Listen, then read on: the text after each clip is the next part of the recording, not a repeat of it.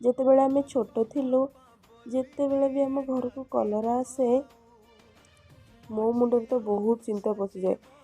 ଆଜି କଲରା ଆସିଛି, କଲରା କେମିତି ହେବ, କେଉଁ ଦିନ ହେବ, କେମିତି ହେବ, ଆମେ ତାକୁ ଖାଇବୁ।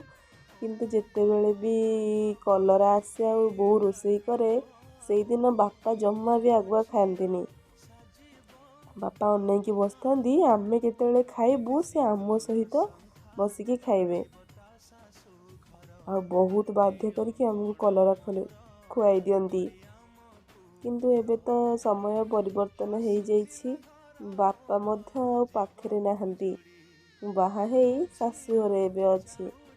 ସେଥିପାଇଁ କେହି ବି ମୋତେ ବାଧ୍ୟ କରନ୍ତିନି ଏଠି କଲରା ଖାଇବା ପାଇଁ। କିନ୍ତୁ ଯେହେତୁ ମୁଁ ବଡ଼ ହେଇସାରିଛି ଆଉ ବୁଝି ମଧ୍ୟ ସାରିଛି ଯେ କଲରା ଆମ ଦେହ ପାଇଁ ବହୁତ ଭଲ, ମୁଁ ନିଜେ ନିଜେ ହିଁ ଏବେ କଲରା ଖାଇଦେଉଛି।